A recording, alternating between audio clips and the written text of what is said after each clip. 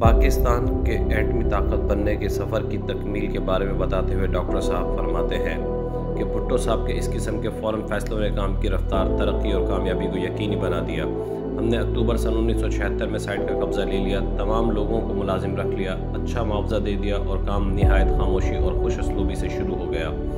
Brigadier زاہد کل کا کام آج کرنے والے تھے۔ انہوں نے فوراً لاہور کے ایک نہایت قابل civil engineer doctor Iqbal Wahla کو اس کام پر لگا دیا۔ میں ان کو بلڈنگوں کے خاکے بنا کر دیتا رہا اور انہوں نے تعمیری ڈرائنگز بنانا شروع کر دی۔ دسمبر سن 1976 میں ہم نے کام شروع کر دیا۔ یہ کام جس تیزی سے ہوا اس نے سب کو حیران کر دیا۔ 6 ماہ میں بلڈنگوں کے ڈھانچے نظر آنے لگے اور غالباً جنوری سن 1977 میں بھٹو صاحب نے الیکشن کا اعلان کر دیا۔ اس کی کہانی اور نتائج کا سب کو علم ہے۔ ان کے ساتھی شاہوں سے بھی زیادہ وفادار نکلے۔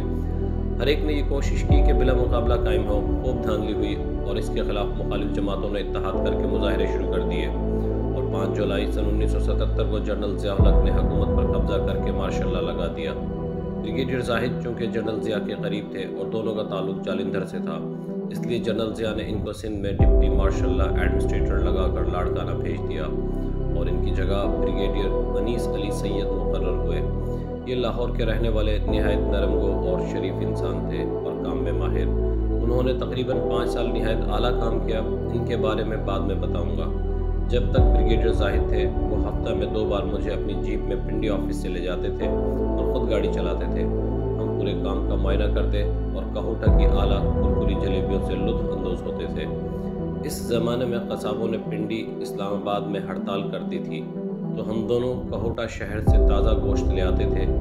گائے کا گوشت 4 روپے کلو اور بکری کا گوشت 6 روپے فی کلو تھا۔ بریگیڈیئر زاہد نے اپنے دور میں تقریباً تمام عمارات کی ڈرائنگز مکمل کرا دی تھی۔ ایک اور واقعہ قابل بیان ہے۔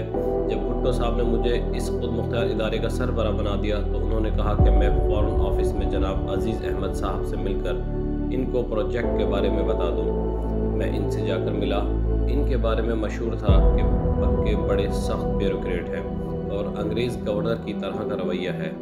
میں نے مل کر ان کو سیدھے سادے الفاظ میں سینٹریفیوج ٹیکنالوجی اور اس کے ذریعے ایٹم بم بنانے کا طریقہ بتلا دیا۔ مجھ سے پوچھا کہ میری تعلیم کتنی ہے، کہاں تعلیم حاصل کی ہے۔ میں نے بتایا کہ برنل کی مشہور ٹیکنیکل یونیورسٹی میں ابتدائی تعلیم حاصل کی، پھر ڈیلفٹ ہالینڈ کی مشہور یونیورسٹی سے امتیازی نمبروں سے ایم ایس کیا اور پھر بیلجیم کی 600 سال پرانی یونیورسٹی سے ڈاکٹر آف انجینئرنگ کی اور لاتعداد مقالے بین الاقوامی رسالوں میں شائع کیے ہیں۔ بولے بس؟ میں نے مسکرا کر کہا اس کے آگے اور کوئی ڈگری نہ تھی ورنہ وہ بھی لے لیتا۔ عزیز احمد صاحب اس وقت وزیر مملکت برائے امور خارجہ تھے اور وزارت کا عہدہ بھٹو صاحب نے خود اپنے پاس رکھ لیا تھا۔ مارشاء اللہ لگنے کے بعد وہ فارغ ہو گئے۔ وہ اور ان کی بیگم اکثر یہاں F7 میں شام کو چہل قدمی کرتے تھے۔ جب میں دفتر سے آتا اور ان کو دیکھتا تو گاڑی رکوا کر اتر کر ان کے ساتھ کافی دیر تک چلتا تھا۔ ہم بہت اچھے دوست بن گئے تھے۔ اللہ تعالیٰ ان کو جنت نصیب کرے، آمین۔ ان کے صاحبزادہ میکائل مشہور ماہر معاشیات ہیں اور غالباً ورلڈ بینک میں بہت عرصہ ملازمت کے بعد ریٹائر ہو کر امریکہ میں ہی قیام پذیر ہیں۔ جنرل ضیاء الحق نے مارشل لا لگانے کے 3 ماہ بعد اپنے پرانے دوست اور انڈین ملٹری اکیڈمی دہرادون کے ساتھی جنرل سید علی ضامن نقوی کو اپنا ایڈوائزر لگا کر ایٹمی معاملات کی سیکیورٹی کا انچارج لگا دیا۔ یہ ہندوستان سے جنگ کے دوران لاہور فرنٹ کے انچارج تھے اور بہت بہادری سے ہندوستانی فوج کا مقابلہ کر کے اس کو پسپا کر دیا تھا۔ بھٹو صاحب نے ایک نیشنل سیکیورٹی ایجنسی بنائی تھی اور جنرل نقوی اس کے سیکریٹری تھے۔ یہ ایم اے انگلش تھے، گورا رنگ، سنہری بال اور بالکل انگریز لگتے تھے۔ نہایت نرم گو، تمیزدار، پرخلوص اور محب وطن تھے۔ ان کا تعلق لکھنؤ سے تھا اور الہ آباد یونیورسٹی سے تعلیم حاصل کی تھی۔ انہوں نے چارج لیتے ہی کرنل قمر فاروقی کو، جو اٹامک انرجی کمیشن کے ڈائریکٹر سیکیورٹی تھے، اپنا اسٹاف آفیسر بنا لیا اور کمیشن کے دفتر میں اپنا دفتر قائم کر لیا۔ چند ہی دنوں میں ان کو منیر اور ان کے چند قریبی سازشی ساتھیوں کی حرکات کا علم ہو گیا۔ میں نے ان کو بتلایا تھا کہ منیر احمد خان مجھ سے بار بار کہتا ہے کہ ہم ایٹم بم نہ بنائیں اور بھٹو تو پاگل ہے، ہمیں ایٹم بم کی کیا ضرورت ہے۔ میں نے صاف کہہ دیا تھا کہ میرا ایمان ہے کہ ایٹم بم کی غیر موجودگی میں پاکستان کا وجود خطرے میں ہے اور ہندوستان مغربی ممالک کے تعاون سے ہمارے ٹکڑے ٹکڑے کر دے گا، جیسا کہ پہلے مشرقی پاکستان کے معاملے میں ہوا ہے۔ جنرل نقوی نے جنرل ضیاء کو بھی منیر احمد خان کے ارادوں اور چالوں سے آگاہ کر دیا۔ اس کے بہت دور رس نتائج نکلے جو بعد میں بتاؤں گا۔ اتنے اہم واقعات اور اتنی سازشیں ہوئی ہیں ہمارے پروگرام کے خلاف کہ اب لکھنے بیٹھا ہوں تو وہ سب چیزیں یاد آ رہی ہیں۔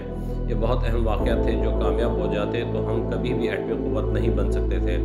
ایک ایسی ہی نہایت خوفناک سازش آپ کے سامنے پیش کرنا چاہتا ہوں۔ میرے ایک نہایت قابل انجینئر اور میرے بہت قریبی ساتھی نے بتایا کہ وہ جب ایک دفاعی سرکاری ادارے میں کام کر رہے تھے، جہاں سے میں نے ان کو جنرل ضیاء سے حکم دلوا کر اپنے پاس بلا لیا تھا۔